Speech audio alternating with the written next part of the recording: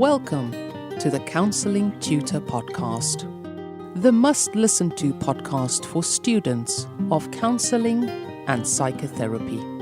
Here are your hosts, Rory Lees-Oakes and Ken Kelly. Hello and welcome to the Counselling Tutor Podcast with me, Rory Lees-Oakes. And as always, with me is my wingman in everything therapeutic, Mr. Ken Kelly. How you doing, Ken? Oh, not bad at all. And Rory, you're looking very dashing today. I can hear it in your voice that you've had a haircut. Yeah, I've had a haircut, and in fact, I'm recording part of this, so people may be able to see the haircut. I'll put it up on the YouTube. I'll put it up on the Facebook feed. And if anybody's interested in joining our wonderful community of people who are learning about counselling and psychotherapy, why not come to www.counsellingtutor.com. Remember, there are two L's in counselling. It's not the American spelling. If you go to the website and just click the button that says Facebook, we have a wonderful, vibrant Facebook community of people learning or practicing counselling and psychotherapy. Click to join, knock on the door, we'll let you in, and you can join all those wonderful people. Myself and Ken pop in and say hello from time to time. Love to welcome you, and you're going to get a rich seam of really interesting information from fellow learners who are studying counselling and psychotherapy. We have a really good packed episode for you today. We're going to be kicking off by looking at power roles within counselling, which is really an interesting topic. Rory is then going to be giving us a little bit of a theoretical background of the biography of Carl Rogers. I'm looking forward to that one. So that is definitely one you want your notepad, you want your pen, you want to write lots of stuff down, because this is asked again and again in those assignments. And then we're going to be moving on to skills. And skills today, we're going to be looking at challenging and how you can challenge appropriately within a therapeutic relationship. And then we've got a really good question that we're going to be ending off with. To do with psychopathology, Ken. You see, I couldn't say the word. It's a big word. Psychopathology. We're going to talk a little bit about the social and medical models of psychology, and just touch on, because it's quite a big topic, but just touch on the differences and the different approaches, and how nowadays, to be honest, they're now combining. It was not always so, but they're now combining. So we're going to be talking about that. And so we're going to kick off with a question from our Facebook group, and this comes from Anne Walker. And the question is, hi, I'm nearing the end of my level 3, and in our next session, we're talking about power role in a therapeutic relationship. So let's have a chat about power. Yes, let's. It's an interesting one, isn't it, Ken? Power in the counselling relationship. We're taught in training, and we're taught throughout our engagement with clients that we must reduce the power imbalance, and it's essential for therapy to work. But actually, there are some very, very good reasons why we retain power in the relationship, and it's as simple as this.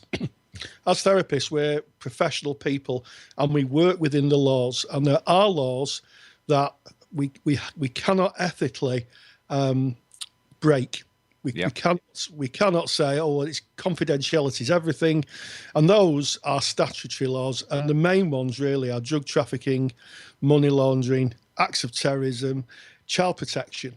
Those are the four ones that usually are the ones that come into our minds. And we have to retain some power to be able to abide by the law of the land. And if we don't, and something happens, then we are responsible. But there's also other good reasons to retain some power, and I think that's about what Petruska Clarkson. We're going to look at Petruska Clarkson's work in another podcast, but she was a very, very well-known psychiatrist and psychotherapist, and she talked about the reparenting aspect of when we work with clients. Now, when I talk about reparenting, I'm not talking about us being mother or father figures, although that can sometimes happen. When we work with clients, they project onto us things that may be not true. But what I'm talking about is boundary setting. If you've got clients who've got very poor boundaries and they turn up for an appointment at 12 o'clock and they turn up at 1:45, then a therapist, I think, really should say, okay, well, I could just see you for a couple of minutes, but actually the appointment's at 12 o'clock. Yeah. And unless there's a very good reason to change it, because sometimes parts of clients' issues are the fact that their boundaries are poor, that they're not boundaried enough. And this happens a lot, certainly with people with difficult attachment styles. So that's a very, very good reason to hold the power and be able to set clear boundaries so people can reset themselves. And I think the final one is that we are looked on as people, rightly or wrongly, who are okay. You know, it's that TA idea of I'm okay, you're okay. And by presenting ourselves as okay, Ken, in the world, gives the client hope. It gives the client hope, and don't underestimate hope. When people come to the therapy room in absolute despair, you've seen this, Ken, in your practice, I'm sure, where people are absolutely in bits, and they turn up and they see you as someone who can absorb the emotional impact. And I'd like to share a real story. I'm going to change the names for confidentiality, but I have worked with a client, and she said to me, she'd been referred to me, and she said, I spoke to the person who was working with me, told him my story, and he burst into tears. And I was left with the idea, these are her words, that my story was so bad that no one could help me. Ouch. Damaging. Incredible. And she said, she said to me, are you going to burst into tears? And I said, no, I'm not. What you told me feels really sad, but I'm not going to burst into tears. And by holding that power, she was able then to feel secure enough in the world to share that material, to get that story that she'd carried for so long that caused her so much pain out in the therapy room and look at it and actually see what was the truth of it and actually what wasn't. And the remarkable thing about that piece of work, Ken, was in one session, she'd taken away 7 years of a misconception. 7 years. It's incredible. And you're 100% right. A client coming in may see the counsellor, the therapist, as a source of hope. You know, very often the client will be at a hopeless situation and they come in and see the therapist as that source of hope. And I guess when we're talking about power within the counselling relationship, I think it's important to address power balance within the counselling relationship. There is, as Rory has, as you've quite rightly outlined, there is a power imbalance from the start, because from the very first, the client is coming generally to the therapist. So there's a power imbalance. It's not like the therapist is going to the client. They will meet at a certain time, usually within the therapist's environment that is set out and decorated by the therapist and laid out in that way. So there is that power imbalance, I guess, that is inherent. But the other side of it is looking at the modality. If you are working in a modality where maybe TA, you might want to hold on to a little bit of that expert, that power within the relationship, because it's very useful within that modality. If you're looking at person-centered approach to counselling, you might want to kind of try to dissipate that power imbalance, and ways that can be done is unconditional positive regard. When the client feels that, as if you look at Rogers' 6 conditions, that part of that is the client feeling the empathy, the unconditional positive regard. They feel accepted for just who they are. That rebalances the power within the relationship. There's a program here in the UK called Little Britain, and there's a sketch on Little Britain of an agent and an actor. And the actor is always looking for parts, and the agent is sat in this big chair, and he is obviously the powerful agent. And you look to the actor, and he's portrayed as this little tiny person. And when objects are passed from the agent through to the actor, the objects are always far too big when the actor takes them, and it's this massive imbalance of power here.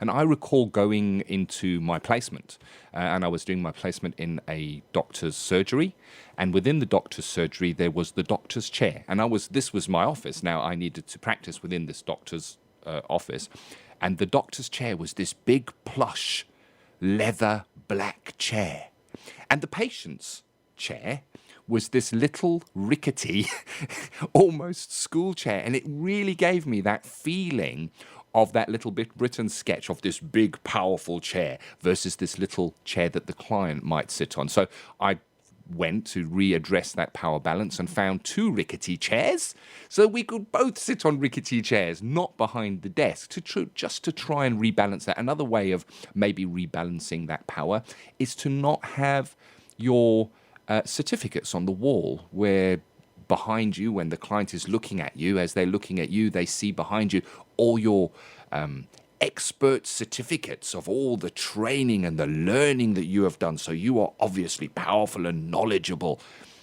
They're not necessary, for me anyway. And there may be, of course, models of therapy where that does feel more appropriate.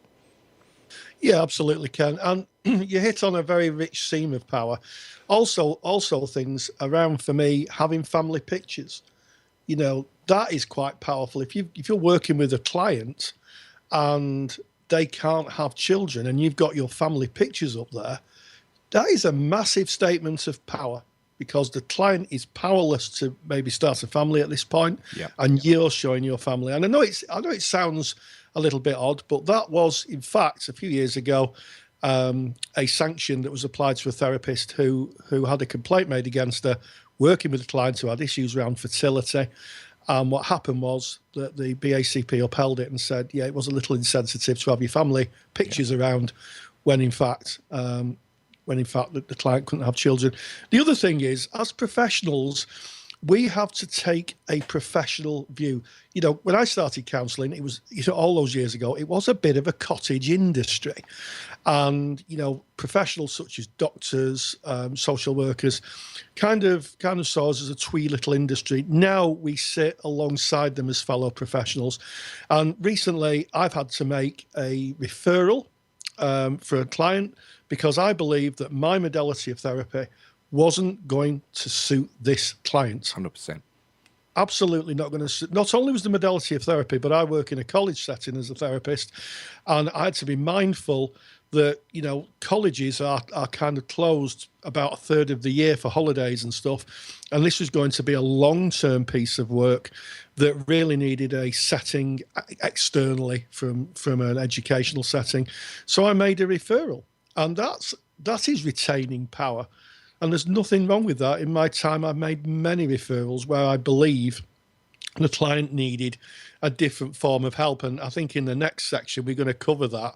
We're going to cover a little bit about working in the medical model as well as what we call the social model. So it's really important that we're okay with retaining power for the right reason. Power itself is inert. Doesn't do anything. It's only when it's used. So think of an electric socket. The electric socket's not switched on. Yeah. It's not doing anything. There's power there, but it's not powering anything. Now, if I switch my electric socket on, I use it for the greater good of warming up my kettle to make my tea. But the torturer might use it to electrocute someone. 100%. And that is the difference. That's the difference between power. When we use power, it's about what we use it for. 100%. And again, it's the perception of what that power is within the eyes of the person who is sitting in front of you. And when that can be damaging in terms of having family pictures up and their families falling apart, that is damaging. We've got to be really, really careful. I recall a story that you shared, Rory, of a counsellor when challenged on their home practice. They didn't see any use of power, and they thought that set that up pretty well. But the car that they had parked in their driveway was a massive, I guess, glowing beacon of wealth that the client had to walk through to get to counselling. It's something that is asked in the assignments because we need to think about this. We really do need to think about it. And what power is it there? How do we balance that? And how do we do no harm? Beneficence, first to do no harm, written clearly in our ethical framework. Not maleficence. And also something I think around the fact that when the client comes to us, they are in a state usually of incongruence. They're in a state of distress. Hopefully as therapists, we're not. That is the biggest power imbalance of all. The fact that we are not in distress, that we are in a place where we can help the client, and the client's in a place of distress, makes it just a perennial imbalance of power. You'll never, ever flatten it out, in my view. Well, you've got someone who's coming to you in distress as the client, and you who are working with the client who is not in distress.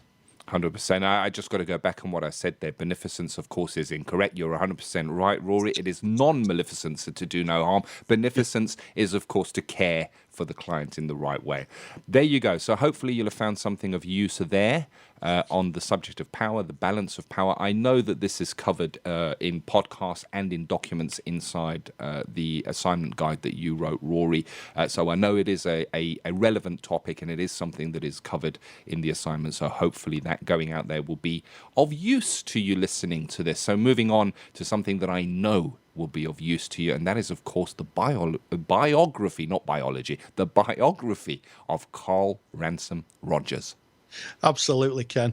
And he is just a person that I've spent so many years studying.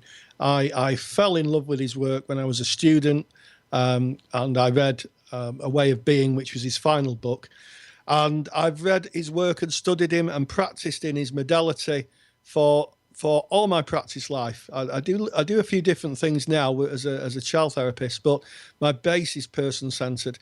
And his story is incredible. It's the incredible story not only of humanity, but also a story of him standing against a lot of people who thought he was very foolish, and a lot of the profession at the time, certainly in America, who thought that he was not quite doing the right thing. He moved the expertise away from professionals, and this is something we're going to cover in the next segments, but he moved it away from professionals who were the experts, and he said it's the client who knows what hurts. And with that statement and that thought and that ideology, he not only changed the world of counselling and psychotherapy forever, he changed the way that professionals interact with other service users, be they in hospital settings, be they in social services settings or educational settings. When he died in 1987, The Guardian, which is an English newspaper, broadsheet newspaper, ran an obituary, and they called him the Quiet Revolutionary. That was never, ever such an understated obituary, Ken, because he changed the way that therapists interface with their clients forever. Counselling Theory with Rory Lees-Oakes.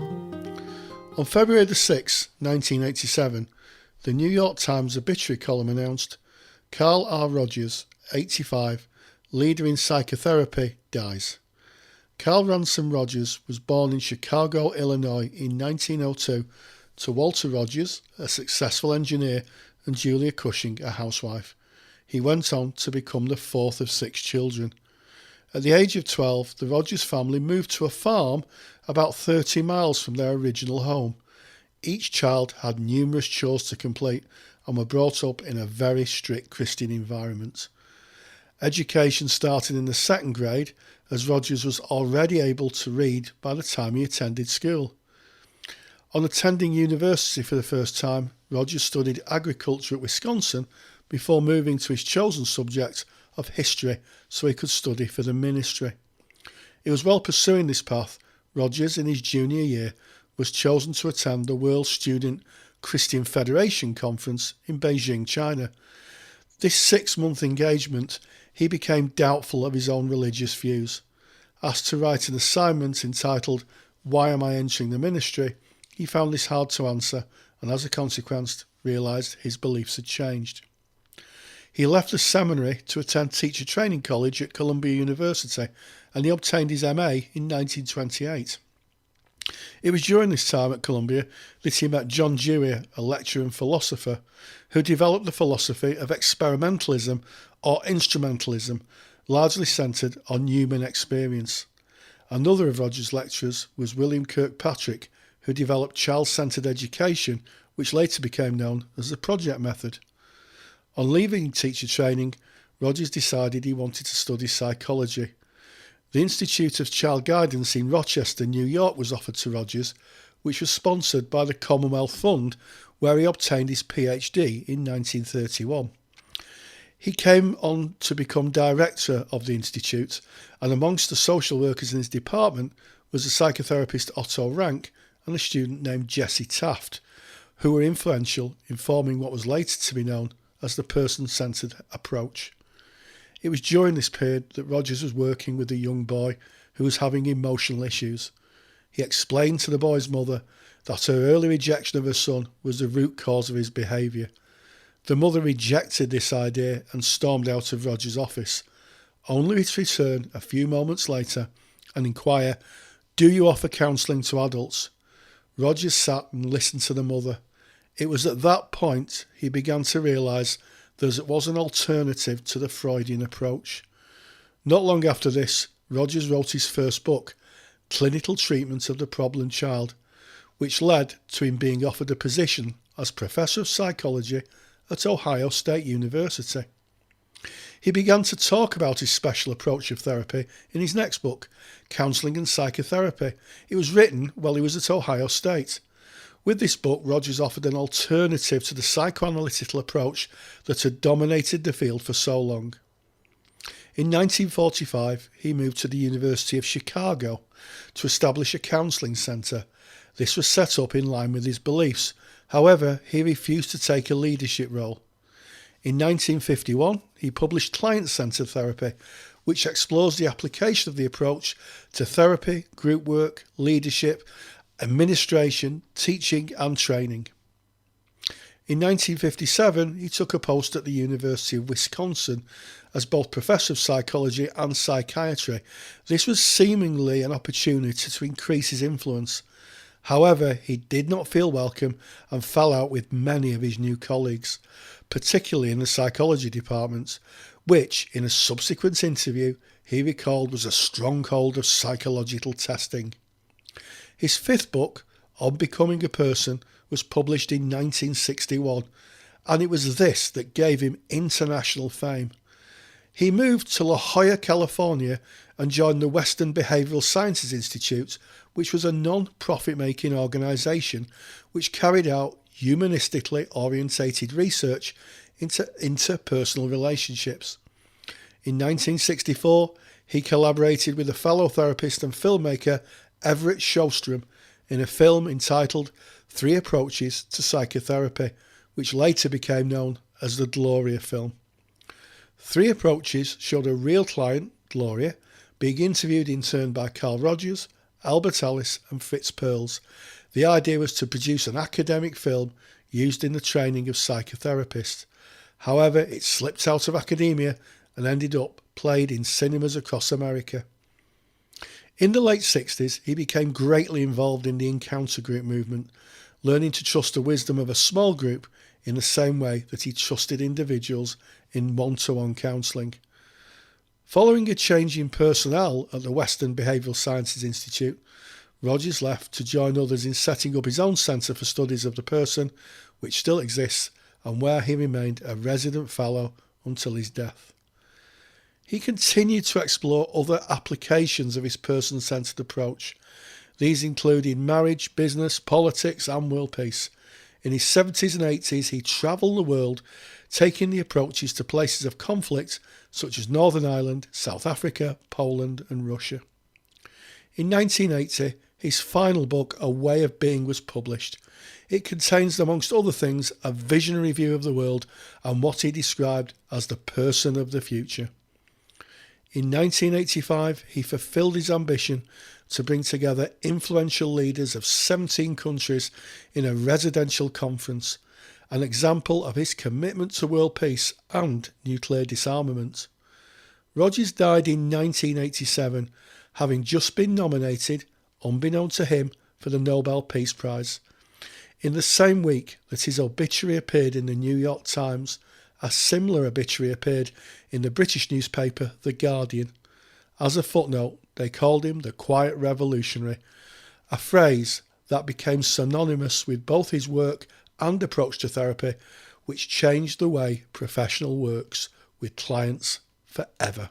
Really useful information there. And, I can't help thinking he must have been a man, he was not must have been, he was a man of great courage, was Carl Rogers, to stand up at a time when being a therapist or a psychotherapist was, you had to be an expert, and to say, no, you're not an expert and you don't need all those volumes of theory. The client is the expert. What courage that must have taken. Absolutely. And he did turn up at a convention, or so the history tells us, with a couple of potatoes, one that he'd grown in really good conditions, because he came from an agricultural background, and one that he'd grown in very poor conditions, not a lot of light or food or water. And he held them up and he said, look at this big strong potato, see how it's growing, it's sprouting out. Look at this weedy potato that's been growing in very poor conditions, it's still trying to grow. And, you know, he coined the term the force of life. He said everything will try and do its best, no matter what the conditions are. And just to sit in front of all these professors and doctors and with potatoes, and said, look, here's these potatoes. Right? Here's the thing. A man with a couple of spuds standing in front. It's fantastic. And, you know, from there we get that soil of a different kind, don't we? That we use all the time. That's what we provide for our clients. That soil of a different kind for them to grow and reach their potential as best they can. It's just really interesting stuff. And it's hard to think of a person who's studied for therapy for so long as really just nothing more than manure. But we're emotional manure. That is where we're at, Ken. And of course, this takes place on the front line of being right there with the clients. And that's where we use our skills. And we're going to be going into skills. And today, I'm going to be looking at the skill of challenge. Counselling Skills with Ken Kelly. Let's have a look at the skill of challenge. It's also sometimes known as the skill of confrontation. And, you know, when I hear the word challenge and I hear the word confrontation, it brings stuff up for me as a person. And the words don't kind of fit with my understanding of what counselling is. Because if I look to the dictionary definition of the word challenge, and I look to the verb meaning, in other words, the doing word meaning of the word challenge, the words that come back from the dictionary are dispute, check validity, confront, and question. And these don't fit, not in a counselling setting. The last thing I want to be doing in a counselling session is confronting the client. If I'm supposed to be with them with an empathic understanding within their frame of reference, standing next to them no matter how scary this gets, the word confrontation just doesn't come in there. In fact, I don't like confrontation. The word confrontation brings stuff up for me. I get kind of a little bit panicky when I hear the word confrontation. How many times would you hear someone say, oh, I avoid confrontation? Yet we have this skill, which is defined as an advanced skill that we should be using in counselling, and it's called challenge. So if we look to the other word that is sometimes used for this, confrontation, the definition within the dictionary for that maybe aligns more. And again, this is a dictionary definition, definitely not a counselling definition, so don't be popping this in your assignments. But confront means to face up to and deal with. So maybe that is a better fit. Maybe it's about the client facing up to and dealing with whatever it is that's going on with them.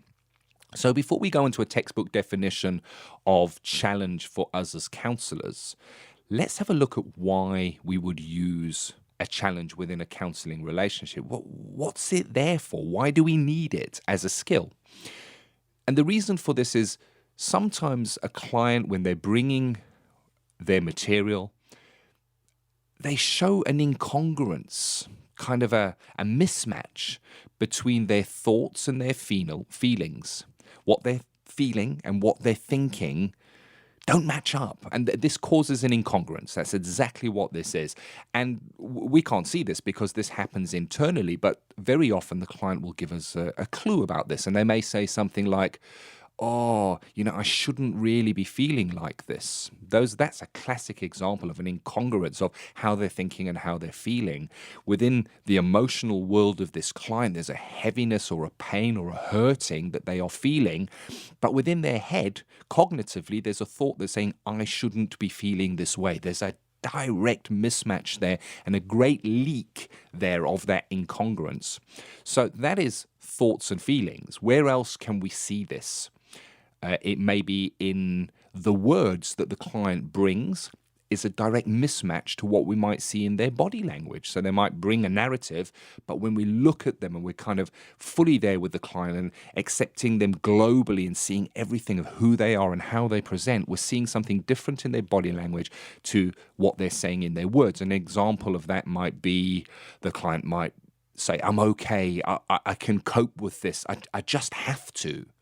Yet the tears are streaming down their face and their head falls into their hands and they sob as they say this. So the words are saying, I'm okay, I can cope with this. But the body language is very, very clearly showing extreme pain and emotional distress. And there we have a definite incongruence. So we're seeing that maybe in what the client says and how their body language shows, or maybe what the client is thinking and feeling within themselves that may leak out, and we can pick up clues from that.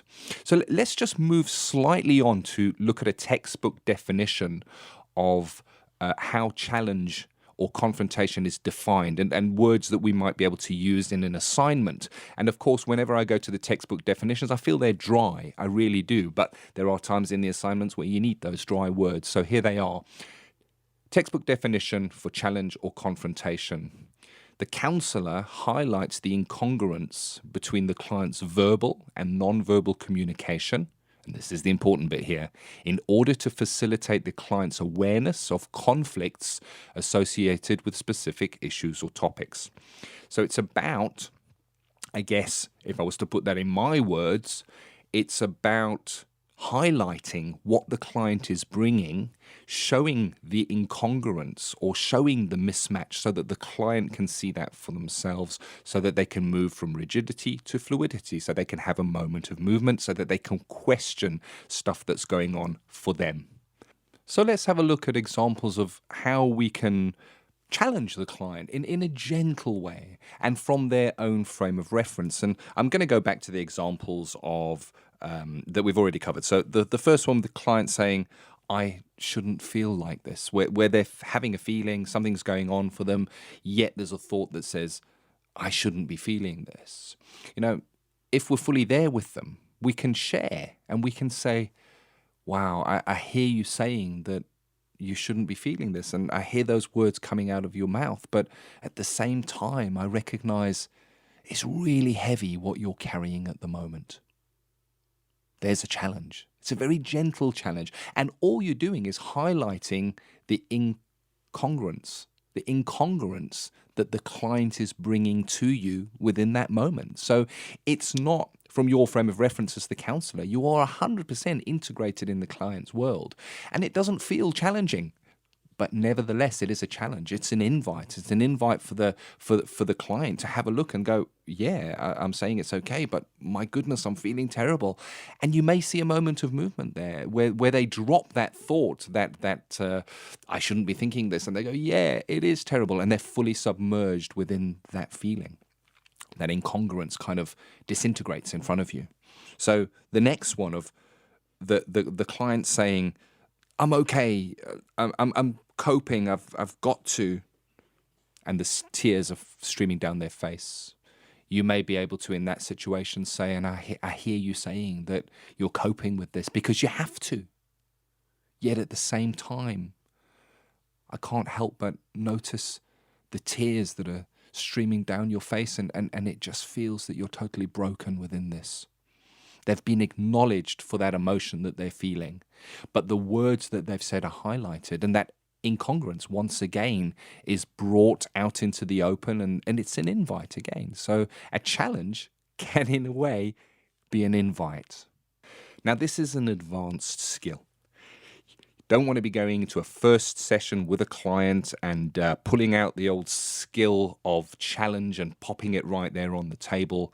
It can bring about defensiveness. It can mean criticism for the client. They can feel negative. They can feel put down. They can feel judged. So I like to say, if you are going to bring challenge into your session, there needs to be an established support. There needs to be high support. The client needs to perceive your unconditional positive regard and know that they are in a safe place when challenge is used. Sometimes A client may view us as the expert, as the person who has all the answers. And if we're putting a challenge in early, before we've built up that trust and we've kind of addressed the balance of that power within the counseling relationship, this could feel like there's something wrong with them. They could leave saying, oh, there's something really wrong with me because the expert has pointed this out to me. So we've got to be really careful when we're using challenge. So what does challenge look like when it is used properly? Good challenge is really gentle. It's really supportive. And most importantly, good challenge accurately reflects only what the client has shared. So this kind of means that we put aside the thoughts and the feelings that may arise in us, and we only bring what the client has shared with us. Janet Tolan wrote a book that I absolutely love and I highly recommend. It's called Skills in Person-Centered Counseling and Psychotherapy. And it looks at challenge from a person-centered perspective. And she notes that by the counselor demonstrating the core conditions of empathy, congruence, and unconditional positive regard, challenge naturally arises within the client's self-concept. So an example of this is the client maybe believes that crying is a sign of weakness. So what they do is they tend to block their pain, they swallow their emotion. They don't want to show this to the world because they don't want to be perceived to be weak. Now, of course, this is a faulty belief, but this is how it is for the client. So this client comes into counseling and they're working with the counselor.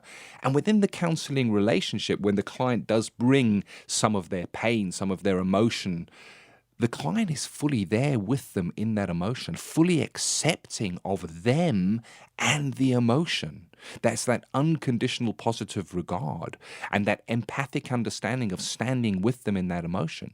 So if the client came in with the concept of crying is weak, I don't want to show people crying or that emotional side of me because they're going to view me as weak. But all of a sudden, here is this person in this relationship who is not seeing me as weak, who is here with me and fully feeling and exploring these feelings with me that I'm feeling.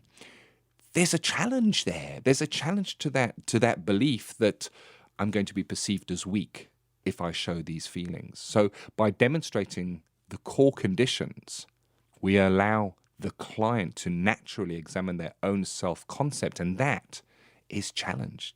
Counseling is about challenge, changing self. In closing, I want to acknowledge that challenge is not always confrontational. It's not always negative, and it's not always there to kind of be that typical word or the understanding of the word challenging as we know it.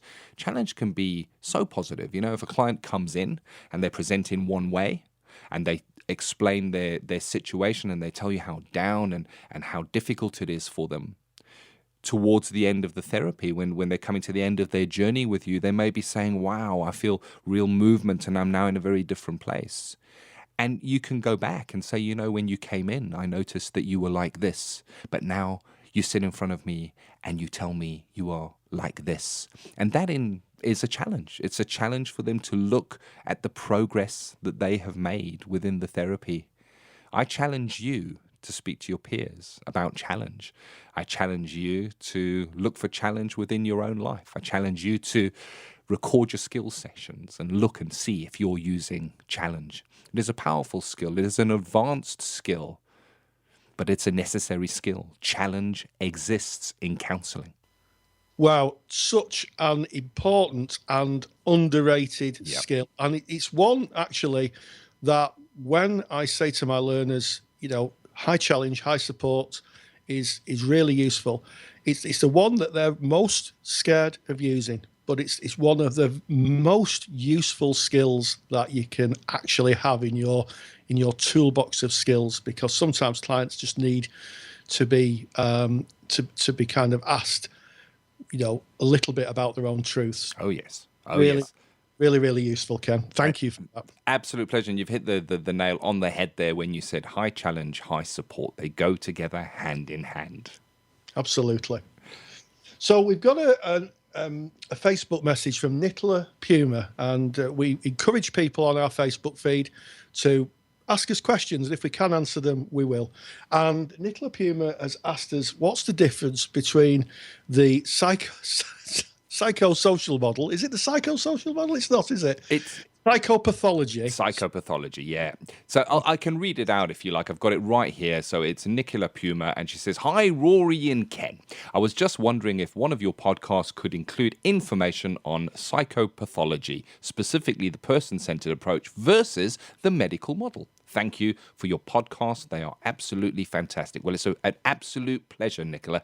And Rory, are you going to kick us off with psychopathology? Can you explain to me what psychopathology even means? That difficult word I can hardly say. Yes, well, it's psychopathology. It's effectively the study of the human condition, how we study the human condition. And pathology is usually something after the fact. So you think of a pathologist doing an autopsy, it's usually something after the fact. And that happens when maybe clients go to doctors with trouble with their mental health. So what I'm going to do is I'm going to talk a little bit about the social model and the medical model. Yeah. I'm going to talk about, first of all, hard determinism. Okay, and this doesn't really happen nowadays because the two models have got closer together. But basically, the medical model would say you are what you are in terms of your mental health because of your brain structure, the chemicals in your brain, and how you interact with that. So it's a little bit like having toothache. Toothache would be, the nerve is exposed, the air's getting to the nerve, it's sending messages along the brainstem, and you're feeling pain. Not a dentist, but that's the basis of it. But in psychology, it's slightly different. And I'm going to start off by using a new word, maybe for some of you, paradigm. Okay. Now, paradigm is something that the scientific community agree on. So here's an experiment for you, if it's safe to do so. Don't do this while you're driving. Get yourself a pencil or something that's not going to break. Hold it up and drop it, and you'll find it goes to the floor. Okay? Ken's doing it now. Yep. Has it done, Ken? It did. It fell to my book on my desk. It fell. There you go. There you go. It's fallen Yep. on my desk as well. So we could both agree that that's a little experiment that me and Ken did. We're 60 miles apart, I think, 60 miles apart. About that. Works, yeah? So what we have is a paradigm. We can both agree that no matter how often we replicate it, the same thing will happen. And if there's anybody out there where the ball is actually floating, that they've let go, then you really do need to see a doctor. So... Yeah. Because unless it's a balloon filled with hydrogen, if you put a tennis ball up and it's staying in the air, you really need to see a GP. Okay. In psychology, there isn't an overall paradigm. No one can agree on what makes our mental health. Everybody has a different opinion. And that is because, hey, we're all individuals. So the medical model is very much, and psychopathology is very, very much about how the chemicals in our brain work. So if someone goes to the doctor and they're depressed, they may very well be given Prozac or antidepressant. Now, that's fine because the research I've recently looked at said that antidepressants therapy, the outcomes are much the same. They're much the same, and that's some research that the BACP did recently. However, here's the thing. Hard psychopathology would say that actually it's all about that. If we could alter your brain chemistry by using these drugs, then you'll be happier. But we know that human happiness doesn't revolve around brain chemistry. So if you're someone who's living in very poor conditions, who may be struggling in life, who may be not being able to get enough food, and I don't want to be too political around, but it seems to be getting worse in the UK as we speak for people who are struggling along, people are liable to get depressed. Here's the thing: no amount of Prozac's going to make you any less hungry. Yeah, very much so. Very much so. And this is where the social and the medical models bump a bit. Now, in the past, they've been very far apart, but actually they're quite close together now. Most doctors would recommend some kind of therapy as well as medication. So it's closer than ever. And it's really interesting. When Eli Lilly made Prozac, they actually said, there's a couple of really interesting things. They actually said that at the release of it, that actually that psychotherapists would probably go out of business because it would cure everything. And also what they did is they actually coined the phrase depression, because prior to Eli Lilly releasing Prozac, there was lots of different ideas about what made people kind of unwell, a bit blue, a bit down, a bit suicidal. So there's a scale there. And what happened is that they lumped it all in and called it depression, which is why, people like ourselves, Ken, and those people who are listening may have to say to a client when you come in, I'm depressed. We may have to say, what's that like? And that leads us on, actually, nicely to the social model. The social model is about getting people to understand their circumstances and to be able to make changes in their life that might make them happier. Yeah. So if I will give you a really good example of how the medical model and the social model work together. A few years ago, I had a client who had huge amounts of shame, and again, I'm changing this a little bit for confidentiality, around hiding because he was a victim of abuse when he was a child, and he'd hide, and he felt very bad that he couldn't defend his siblings from the abuse. And he came, and it was fair to say he was quite depressed. And I said to him, do you know how your brain works? And he said, no. And I said, I'll show you. And I've got an app on my iPad. And I showed him how his brain works. So I showed him a medical model of what happens when people are in stress. We have this little alarm clock in the brain, fires off, and it puts us into a mode where we either fight, flight, or fight, freeze, or flee. And his brain took over and said, I'm going to hide because I'm only little and I don't need to hide. And that freed him up of years of shame. Mm. But what was left with that? So there's the medical model. You could prove this is kind of medical. This is a medical idea. But what followed was processing how he felt about it and how he felt in the world now he'd left that behind. So there's an example of how a medical model, which is about how the brain functions, can be combined with the social model. So the medical model is all about altering our drugs, and maybe in some cases electroconvulsive therapy, ECT. It's still used and it's still widely regarded, not just by practitioners who practice it, and they're usually psychiatrists. Well, they are psychiatrists, but also about people who've had it. We think it's quite barbaric, but there are a lot of people who have got very severe depression where their brains have got a difficulty. That's the structure of their brain has got a difficulty, and they use electroconvulsive therapy, and it just removes the memory engrams that people struggle with. This is very basic. I'm not an ECT specialist. And they go on to live happier lives. I've had a very good friend who had ECT, and she's fine in the world. Therapy would not have helped. So the one thing we've got to consider is that therapy may not help for people with very, very serious mental issues, such as schizophrenia. You could have, you could talk to someone who's going through schizophrenia, who's hearing voices or waking dreams. It probably wouldn't be much help. And hey, Rogers knew that. He nearly had a nervous breakdown at Wisconsin with what he called the Psych Project. He tried to use person-centered therapy with people who were schizophrenic. Yeah. And it just didn't work. There is a model, strangely enough, of person-centered therapy that does work, that is effective, but his approach didn't.